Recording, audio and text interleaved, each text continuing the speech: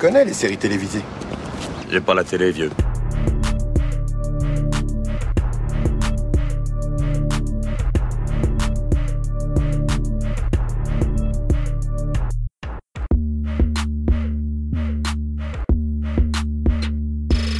Salut à toutes, salut à tous, soyez les bienvenus dans la saison des séries, votre podcast consacré aux séries d'hier et d'aujourd'hui. Je m'appelle Junior et je suis comme à chaque fois très heureux de vous retrouver, j'espère que vous allez bien. Ma complice du jour, vous avez pu l'entendre dans le tout premier épisode de la saison des séries, podcast qu'on a lancé il y a plus de 4 ans désormais. Bonjour le coup de vieux, je suis ravi de retrouver Alexandra. Salut Alex. Salut Junior. Comment tu vas après ce coup de vieux ? Bah écoute, là, je vais aller me creuser un trou et m'enterrer avec ce que tu viens de dire. Oh non. Vive la dépression. Non, pas tout de suite, attends. Mais il y a quand même un point positif là-dedans. Ça fait 4 ans que nous existons et nous sommes toujours là. Ah oui, ça c'est vraiment une très bonne nouvelle dans le paysage podcastique français, je pense. Du 26 juillet au 11 août prochain aura lieu un petit événement dont vous avez à peine entendu parler, j'en suis sûr. Je fais allusion évidemment aux Jeux Olympiques de Paris 2024. Et en marge de cet événement planétaire, l'équipe de la saison des séries a choisi de vous proposer des émissions bonus dans lesquelles on va faire un pas de côté. On a pour habitude ici de parler de séries de fiction, mais on va faire quelques exceptions pour vous parler de fiction dans le monde du sport, mais aussi de séries documentaires sur le sport. Et avec Alex, on ouvre le bal avec un documentaire sur la légende du foot anglais Beckham, sorti le 4 octobre 2023 sur Netflix.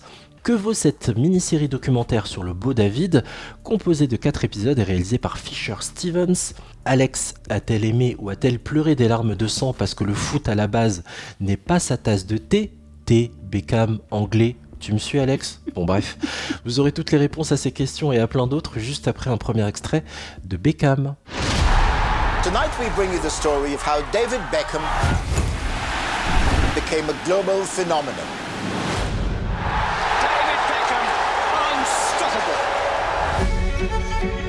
I never really did well at school because all I ever wanted to do was play football.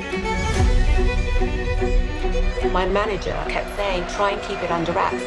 So we would meet in car parks, and that's not as seedy as it sounds. Classy. I suppose that most blokes have looked at a television so they're like, don't fucking end up with them. My life had become something different. We were worried that he'd lose all what he'd worked for, because football come first and all of a sudden it wasn't. Okay, David. Big smile. It definitely didn't change me. Well, it changed. There's no doubt about that. Alors Alex, pour celles et ceux qui n'ont absolument pas vu cette mini-série documentaire, est-ce que tu peux nous faire un résumé? Beckham, ça parle de quoi? Alors, on se situe aujourd'hui. Donc, David Beckham a 47 ans et sa carrière de footballeur professionnel s'est arrêtée il y a déjà 10 ans. Et on a comme un bilan assez serein qui nous explique le pourquoi du comment de cette carrière sportive hors norme, riche d'épisodes lumineux mais aussi plus sombres. Les témoignages d'anciens footballeurs qui ont joué avec lui, d'anciens entraîneurs, de sa femme Victoria, de ses parents, de quelques amis, amènent des points de vue plutôt intéressants. Et donc, Télérama considère que la série documentaire mérite bien un ballon d'or. Et je pense que c'est quand même assez vrai. Ah, donc déjà, t'anticipes la question suivante. Globalement, en 2 mots, qu'est-ce que t'as pensé de ce documentaire ? C'est quand même amené de manière très intelligente, très fine. Moi, j'avais quand même assez peur que ce soit à fond foot, etc. Sauf que tu sais que tu l'as toi-même dit tout à l'heure, le foot et moi, ça fait 2. Mais là, en fait, ça va, point trop d'enfants. On est quand même sur une mini-série de 4 épisodes qui durent environ 1h12. Donc en tout, on a seulement 4h30. Et je dis seulement parce que peut-être que j'en aurais voulu plus. Ou peut-être pas forcément. Ou du moins, c'était assez bien dosé. Donc 4h30 en compagnie donc, de ce sublime footballeur qui est encore plus craquant du haut de ses 47 ans que quand il en avait 20. Donc voilà, c'est une mise en lumière aussi sur l'envers du décor, avec assez de malice et de dérision pour conquérir un public qui n'est pas forcément fan de foot et de people en général. Notamment de par la présence de sa femme une certaine Victoria Adams, son nom de jeune fille qui est devenue Victoria Beckham. Donc le nom de famille associé à ce documentaire, bien sûr, est focus sur le footballeur, mais aussi sur tout l'aspect people de sa vie et ses interactions entre cette vie people et cette vie de personnalité publique et cette vie de joueur de football professionnel. On va évidemment passer tout ça en revue. Moi, j'ai beaucoup aimé, juste pour vous dire que la chose que j'ai le plus adoré, c'est la qualité du montage. Impressionnant, on n'a pas le temps de s'ennuyer entre les interventions, la qualité des intervenants dans le documentaire, les réactions de Beckham, de David, de Victoria, de sa famille, et les commentaires de l'époque, l'ambiance de l'époque. Ça m'a vraiment replongé aussi dans certains matchs que j'avais pu suivre à l'époque, qui étaient diffusés en clair à la télévision. On diffusait les matchs de Ligue des Champions du grand Real Madrid, avec Zidane, Ronaldo, Figo, Raoul et Beckham. Je cite Raoul parce qu'il n'est pas à citer, et il n'était pas considéré comme un galactique, mais pourtant c'était un très grand joueur du Real Madrid. Et voilà, et j'adore quand on parle de sport au-delà justement du sport, pour donner envie aux gens qui n'aiment pas spécialement les événements sportifs, donner envie quand même de rester et de découvrir une histoire. C'est pour ça que j'aime le sport, parce qu'une histoire s'écrit sous vos yeux. Mais voilà, excellent travail des Américains, ce sont des Américains qui sont derrière. Alexandra, qu'est-ce que tu connaissais de David Beckham avant de voir ce... Et qu'est-ce que tu connaissais aussi de Victoria Beckham avant de voir ce docu? Et en sortant de là, est-ce que tu as vraiment l'impression de beaucoup mieux le connaître? Question bateau, mais question qui se pose quand même pour celles et ceux qui vraiment le connaissent de loin aussi. Je connaissais pas grand-chose. Je connaissais même pas ses performances, alors qu'en fait c'est surtout ça qui est bluffant. Et j'en ai beaucoup appris sur lui. Je pensais pas qu'il était aussi impressionnant en termes de sportif de haut niveau. En fait, j'avais une idée de lui comme quelqu'un d'aspiré par le star system, mais j'avais pas creusé plus que ça, parce que le foot et les people, ça m'intéresse pas. Alors Victoria, bah oui, je savais que c'était une ex-Spice Girl, qu'elle avait ensuite percé dans le business et que ça marchait plutôt bien. Et en fait, je me suis rendu compte que donc quand les Spice Girls ont percé, moi j'avais peut-être 9-10 ans, j'étais pas forcément au courant qu'elle sortait avec un footballeur, parce que je m'intéressais pas au foot et je m'intéressais pas non plus aux trucs people. Ça faisait pas partie de mes préoccupations, donc j'avais pas forcément fait de lien. C'était ah ouais, bon, pourquoi pas, elle sort avec un footballeur, mais en gros je m'en fichais royalement et j'ai jamais cherché à comprendre leur relation en fait. Donc tu partais vraiment quasiment de zéro, oui. Quoi. Moi pour le coup je connaissais pas mal la carrière de David Beckham. Après, j'ai vu des matchs de foot pour la petite histoire, mais c'est un autre temps. Moi, j'ai grandi dans le nord de la France, on captait les chaînes belges, et mon père, passionné de foot, enregistrait pas mal de foot anglais, donc j'ai probablement commencé à voir des matchs de David Beckham et de la Cup, donc la Coupe d'Angleterre qui était diffusée. Donc, je l'ai vu là, évidemment, dans les matchs de Ligue des Champions qui était diffusé sur TF1 à l'époque, que j'ai commencé à voir ce joueur, et je l'ai beaucoup plus suivi avec un avis plus critique, notamment dans les années Real Madrid, et puis sa femme, évidemment, les tubes des Spice Girls, la businesswoman qu'elle est devenue, mais sans vraiment trop la connaître. Voilà, on sait que c'est Posh Spice, qu'elle est assez réservée. Je l'ai jamais vraiment entendu parler sur le long cours, donc c'était intéressant aussi de voir ce docu. Juste pour info, ma chère Alex, David Robert Joseph Beckham est né le 2 mai 1975 à Leytonstone. 115 sélections en équipe d'Angleterre où il a été capitaine, 17 buts marqués. Il est vainqueur avec Manchester United de la Ligue des Champions en 99, champion d'Angleterre 6 fois avec Manchester United 96, 97, 99, 2000, 2001, 2003, champion d'Espagne avec le Real Madrid en 2007, champion des États-Unis en 2011 et 2012 avec le Los Angeles Galaxy et champion de France avec le Paris Saint-Germain. Il a gagné la Ligue 1, c'était en 2013. Ça donne le tournis en tout ça. Mais est-ce qu'il a eu le Ballon d'Or ? Non, il ne l'a pas eu. Mais il ne l'a jamais eu. Il le méritait pourtant, non ? Ah, la concurrence est féroce. Lui, quand je regarde les années où il a exercé en tant que joueur, il avait trop de gens devant lui. Il avait Ronaldo devant lui, Figo devant lui, Zidane. En fait, pour avoir le Ballon d'Or, il fallait gagner l'Euro de foot ou la Coupe du Monde. Et vraiment être un joueur encore plus déterminant qu'il ne l'était avec sa sélection nationale. Ce qu'il n'a jamais réussi à faire en fait. L'Angleterre était toujours très vite éliminée des Coupes du Monde ou des Euros. Donc forcément, ça réduisait ses chances d'être Ballon d'Or. Mon père était obsédé par l'équipe de Manchester United. À chaque Noël, j'avais le même cadeau. Un ensemble aux couleurs de l'équipe. Il était encore plus passionné que moi. J'étais coiffeuse. Quand j'ai eu les enfants, j'ai travaillé à domicile. Je devais gagner de l'argent. Les fins de mois étaient difficiles. Il y avait toujours 4 ou 5 vieilles dames assises sous les casques de séchage. J'aidais ma mère en leur apportant des tasses de thé, des petits toasts, des biscuits, enfin tout ça quoi. J'ai jamais été bon à l'école. J'étais pas intelligent. Croyez-le ou non, vous êtes surpris. J'ai pas eu beaucoup d'amis, je restais souvent à l'écart. Dès que je rentrais de l'école jusqu'à l'heure du coucher, je passais tout mon temps dans le jardin. Beckham, en fait, ce qui a été sa marque de fabrique, c'est son pied droit incroyable. Je me souviendrai toujours de cette phrase, à l'époque, on disait qu'il avait des pieds aussi précis que des mains. The Kick, la frappe, c'est le nom du premier épisode.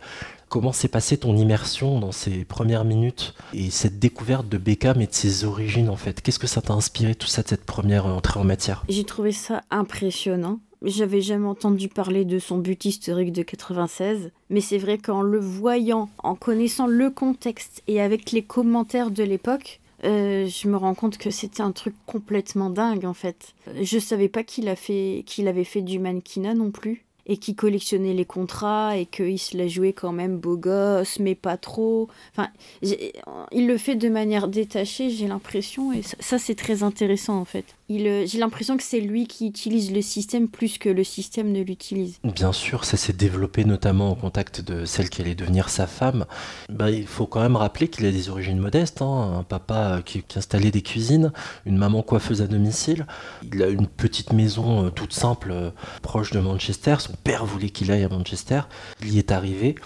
En effet, on peut parler de ces allers-retours entre cette passion viscérale pour le foot, mais aussi des échappatoires comme ça où il avait ce côté beau gosse et gravure de mode, dont se serait bien passé Sir Alex Ferguson, son coach. Le début de la série s'ouvre sur lui et il doit se décrire quand il était jeune. Et il dit « Je n'étais pas intelligent ». Grande surprise. C'est fort, hein, comme... C'est génial parce que ça fait sourire tout le monde. Parce que, évidemment, qu'on a eu une idée un peu simplette pour caractériser les footballeurs. Évidemment, on dit toujours que les footballeurs, ils n'ont pas inventé l'eau chaude. On les prend souvent à tort pour des abrutis. Et là, en fait, il le dit avec un sourire malicieux.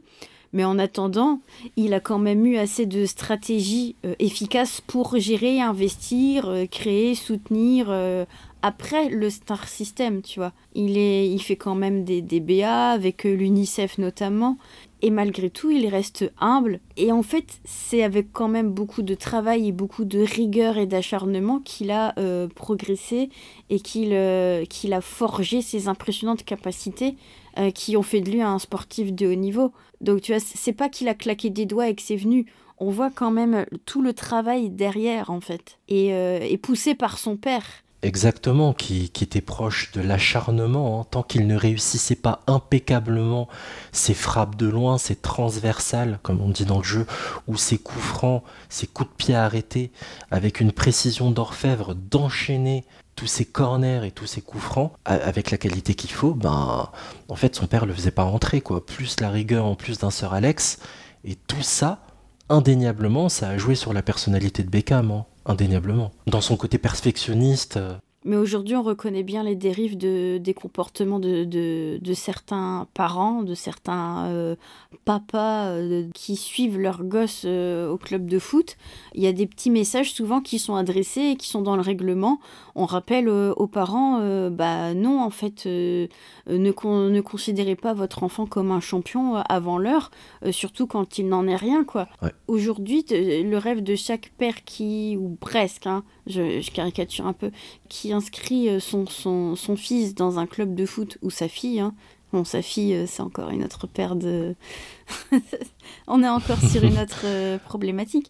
Mais on veut en faire un champion absolu parce qu'on veut que le gamin devienne le nouveau Mbappé pour la gloire, pour la thune, etc. Et on oublie d'abord le côté sportif et amusement qui devrait juste être l'enjeu pour un âge d'une dizaine d'années, par exemple. Exact, ça doit rester un jeu, prendre du plaisir aussi. En fait, des Beckham, des Mbappé, des Zidane, des Ronaldo, Cristiano Ronaldo, l'ancien Ronaldo, qui tu veux, c'est 1%, quoi. Des Messi, bien sûr, c'est 1% en fait. Les probabilités sont extrêmement faibles que votre gamin aille aussi loin. Wherever I went, I got abused every single day. To walk down the street and to see people look at you in a certain way, spit at you, abuse you, come up to your face and say some of the things that they said. And that's, it's difficult. That's difficult. I wasn't eating. I wasn't sleeping. I was a mess. He was broken. He was absolutely broken. He was in pieces. I didn't know what to do. Pour rester dans tout ce qu'il y a de plus nocif, toxique, ma chère Alex d'ailleurs, et pour rester dans ce marqueur des années 90-2000, il faut quand même parler justement de la santé mentale de Beckham, qui est beaucoup évoquée dans la série. Il a souffert aussi d'un certain ascenseur émotionnel, et j'aimerais beaucoup t'entendre là-dessus. Oui, aujourd'hui c'est de moins en moins un tabou depuis quelques années. Et parce que les témoignages de people se multiplient. Mais dans les années 90-2000, on n'en parlait pas du tout. Donc à l'époque, je pense qu'il en aurait jamais parlé. Et dans l'univers du football, c'est pire encore. Surtout pour l'image qu'on se fait des hommes d'avant, c'est bien connu. Eux, ils n'évoquent pas leurs problèmes, ni ce genre de problème. Il n'était pas du tout envisageable, en plus qu'un sportif de haut niveau, ni même une méga star masculine puisse évoquer sa santé mentale. Mais de quoi il se plaint? Oui, de quoi il se plaint? Riche, il a de la il a une thune, belle femme. il a la gloire, etc. Sauf que aussi, je pense aussi que ces problèmes de santé mentale vont de pair avec le renversement qu'il a connu. Ça doit être quand même très très douloureux de passer de méga star super-héros à paria. Parce que moi, je ne le connaissais absolument pas, je le disais tout à l'heure, et ça m'a fascinée de voir à quel point il a subi une violence, il a subi des humiliations, il a été adoré puis détesté par un pays entier qu'il a eu sur le dos.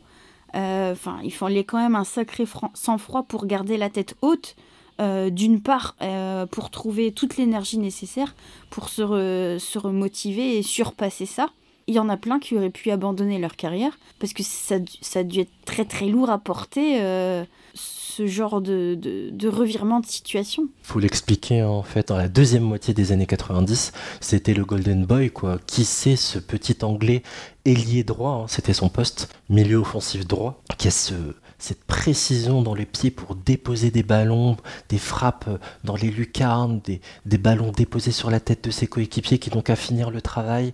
Il brille, il émerge à Manchester, il devient champion, puis la Coupe du Monde arrive en France en 1998. Je l'ai vu ce match en direct contre l'Argentine, face à un Diego Simeone qui l'a provoqué, et il a ce geste malencontreux, cette mauvaise réaction épidermique. Il était allongé au sol, Beckham, et il adresse un petit coup derrière le mollet de Simeone qui en rajoute des caisses et qui tombe. Et l'Angleterre perd ce match puisque Beckham se fait expulser. Ça a évidemment plongé l'Angleterre en difficulté. Et derrière, il s'est fait incendier, insulter, siffler dans tous les stades d'Angleterre.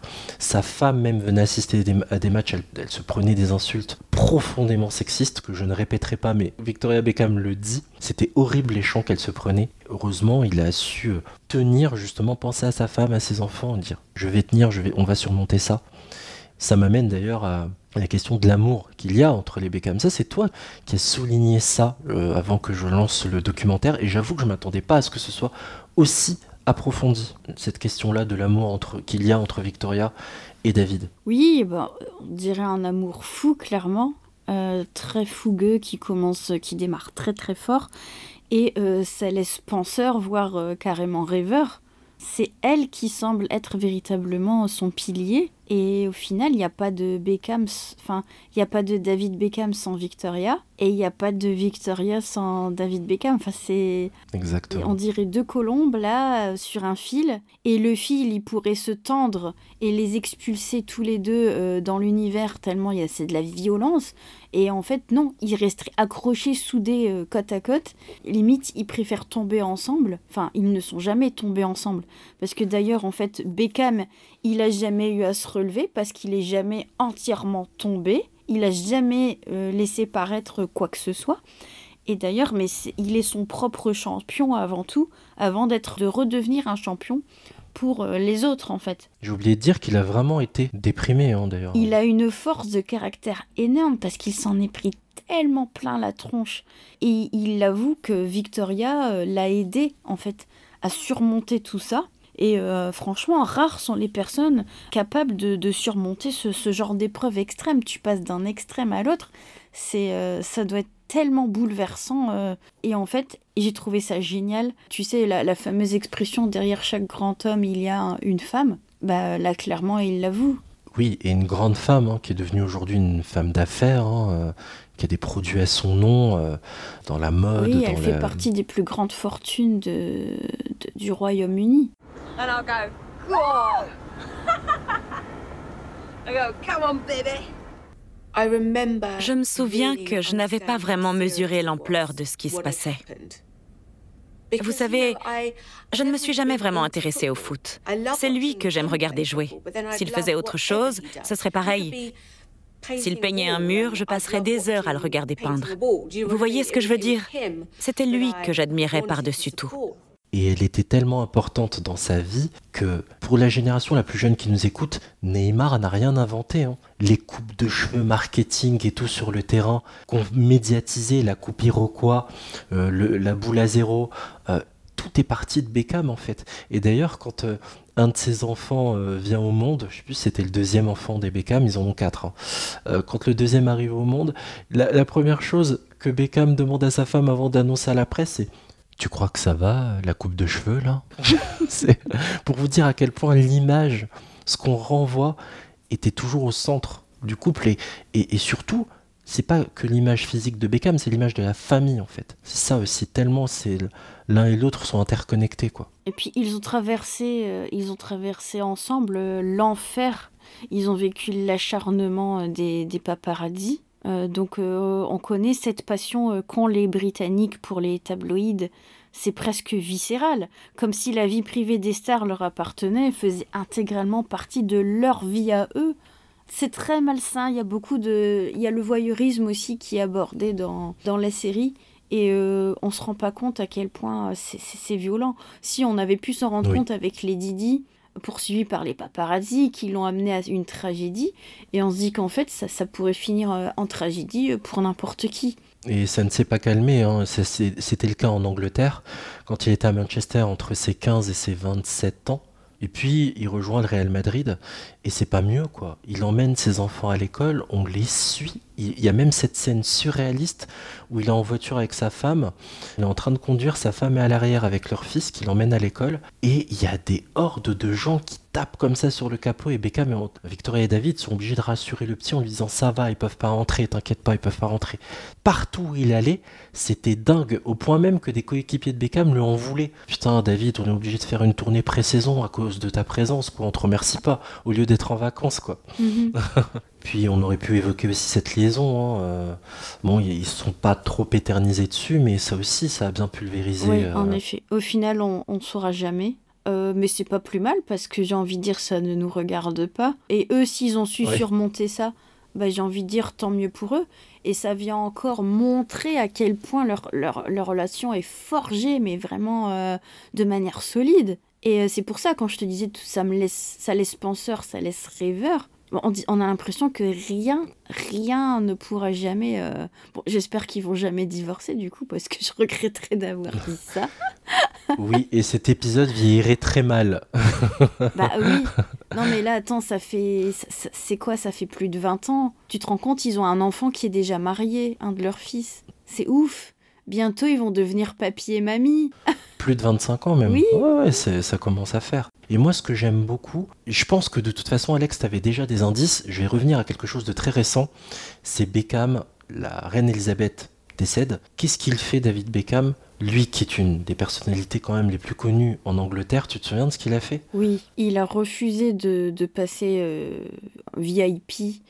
Il a fait la queue comme n'importe quel Britannique, des heures et des heures, je sais plus combien d'heures exactement, mais c'était comme une journée entière passée à faire la queue, à attendre pour saluer une dernière fois la reine, enfin passer devant son cercueil. Ça en dit long sur sa personnalité, ça en dit très long. Il est resté humble et je crois que c'est dans le dernier épisode, on le voit ranger lui-même sa cuisine, essuyer. Et d'ailleurs, c'est Victoria le vanne là-dessus. Elle considère qu'il a des petites manies, qu'il est maniaque, qu'il déteste le désordre. Et lui, il trouve qu'elle est un peu trop bordélique. Mais en même temps, on se dit, punaise, c'est quand même ce genre de petits détails, cette rigueur poussée à l'extrême, qui ont fait de lui quand même un tireur exceptionnel, quoi. Ça a joué de toute façon sur son comportement en tant qu'adulte. On lui a appris à être rigoureux depuis petit, à l'adulte, ça a des répercussions dans l'apiculture, le voit, en fait, la première scène est surréaliste. Regardez le premier épisode du documentaire, la première scène, elle est surréaliste, le mec fait de l'apiculture. Ouais, produire son propre miel, pour lui, c'est le kiff suprême. Enfin, ça ne demande pas énormément de moyens, tu vois, c'est pas un yacht. Quelques abeilles, c'est pas, tu vois, ça reste quand même à portée presque de tous. Bon, encore faut-il avoir l'espace et quand même un tout petit peu de matos. Après, j'imagine qu'il a quand même une garde-robe qui coûte la peau des fesses. Mais d'ailleurs, sa garde-robe, il nous la montre. Oh, c'est surréaliste. C'est méga bien rangé. Il déteste quand on dérange quelque chose. Et apparemment... Il s'amuserait à choisir une semaine à l'avance ce qu'il va mettre, quoi. Incroyable. Il dit qu'avant, il faisait de la veille au lendemain, là, il ne fait plus. Mais oui, ces gens ne sont pas comme nous, faut pas oublier que ce sont des ultra riches. Mais j'adore, en fait, dans l'évolution du documentaire, comment à travers toutes les erreurs qu'il a pu commettre dans sa vie, on gagne en expérience, on s'assagit et on gagne en professionnalisme. Parce qu'on peut lui reprocher beaucoup de choses à David Beckham, mais pas d'être un professionnel. Et c'est pour ça que le PSG l'a fait venir là où il a terminé sa carrière. C'est le sens du professionnalisme, de venir à l'entraînement à l'heure, de répéter ses gammes, de rester impliqué même quand il était mis de côté par Fabio Capello, l'entraîneur italien, sur sa dernière année au Real Madrid. Il a gardé cette constance-là et ce sérieux et cette application, et il essaie de le transmettre à ses enfants et d'en faire des gens bien, quoi. D'ailleurs, il est fier d'eux sur la fin. Enfin, voilà, c'est tout cet aspect-là que j'ai beaucoup aimé. Et juste en 2 mots, Alex, pour les gens qui n'aiment pas le foot, je me souviens, pour Ted Lasso, on avait dit, si vous n'aimez pas le foot, regardez cette série. Est-ce que toi, l'aspect people, l'aspect footballistique, les deux, t'ont plu à part égale, ou est-ce que t'avais une certaine préférence, et est-ce que des gens qui n'aiment pas spécialement le foot et qui se disent le Beckham, non merci, ils peuvent quand même se lancer et se laisser... Absolument oui. Alors moi j'avais peur d'être blasée par l'aspect purement footballistique, mais en effet tu m'avais incité à voir Ted Lasso et j'ai adoré Ted Lasso, et j'étais ravie d'en apprendre davantage sur le foot. Mais en fait, on peut très bien ne pas être fan de sport ni de foot tout court, parce que cette série, c'est avant tout une aventure humaine. En fait, c'est abordé vraiment de manière saine. Ça ne retrace pas uniquement la carrière d'un grand footballeur, ça va au-delà, c'est surtout l'histoire atypique d'un homme, en fait, avec ses propres questionnements, sa posture réflexive, son analyse sur lui-même, qui est assez saine et sereine en fait. Et c'est juste un prétexte le foot là. Il aurait pu être, je sais pas moi, grand scientifique, grand docteur. Il aurait pu avoir une carrière, être une rockstar par exemple, c'est ce qui ressemble le plus. Que ça aurait été tout à fait fascinant parce que là, c'est pas le football qui est en question, c'est le comment il a mené une carrière et comment il l'a géré et ce qu'il est devenu après en fait, et le regard qu'il a sur lui-même. Et c'est un bilan qui est assez sain, en fait. Complètement. Il n'y a pas de regret. On dirait presque un moine bouddhiste. Hein. Quand il parle, des fois, tu te dis « Waouh, le recul du gars, c'est impressionnant ». Ah si, il y a quand même ce regret d'avoir fait ce mauvais geste sur Simeone, mais en Coupe du Monde 98, mais l'intelligence du gars, quand ils se sont retrouvés pour un match de Coupe d'Europe... Oui, ça j'ai adoré. Ça on dit non encore une fois sur Beckham. À la fin, ils se serrent la main et ils échangent le maillot. Le journaliste demande à Beckham « Qu'est-ce que vous avez fait à la fin ?» Il dit « J'ai pris son maillot et je l'ai encadré. » Voilà comment il est. Pas de rancœur, ce qui est fait est fait. Voilà.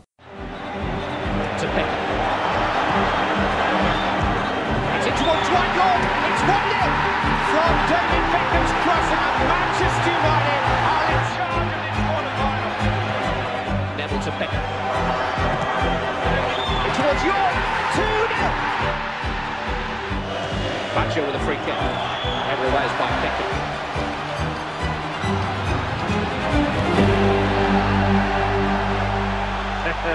You could almost see the sparks.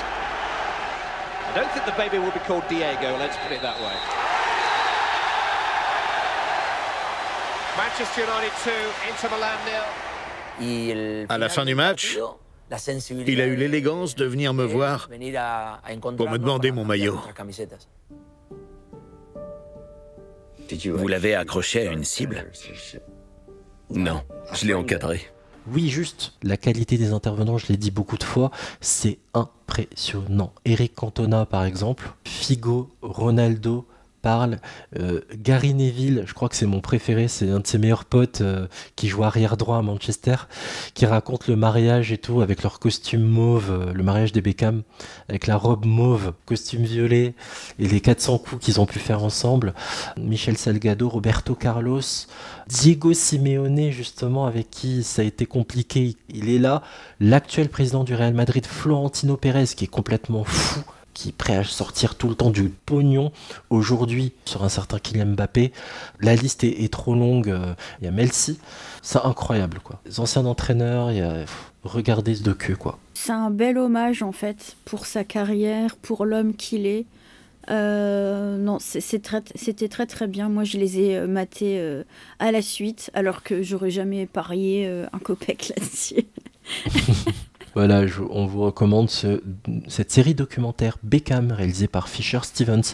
Et moi, à titre personnel, si vous avez aimé Beckham, je vous recommande aussi le fabuleux documentaire sur Pelé, dans la même lignée. C'est en un épisode, ça dure 1h30.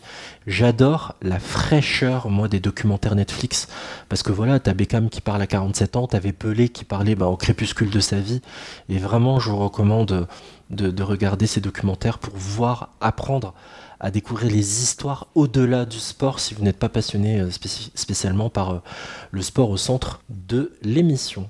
Voilà, je rappelle que la série documentaire Beckham est disponible sur Netflix depuis octobre 2023. La saison des séries spéciales JO, un spécial sport, c'est fini. Un grand merci à toi, Alex, d'avoir été avec moi. Merci à toi, Junior. Salut. Pour écouter ou réécouter nos anciens épisodes de la saison des séries ou du spin-off, Pilote presque parfait, vous pouvez nous retrouver sur votre appli podcast préféré. Pour nous dire que vous nous aimez, vous pouvez laisser bien évidemment un commentaire et 5 étoiles sur les applis Spotify, Apple Podcast ou Podcast Addict. N'oubliez pas de nous suivre sur Twitter, @piloteparfait, sur X aujourd'hui, je suis un peu ringard, désolé, et sur Instagram, la saison des séries. Merci à vous de nous avoir écoutés jusqu'au bout. Je vous dis à très bientôt pour un nouvel épisode. Ciao.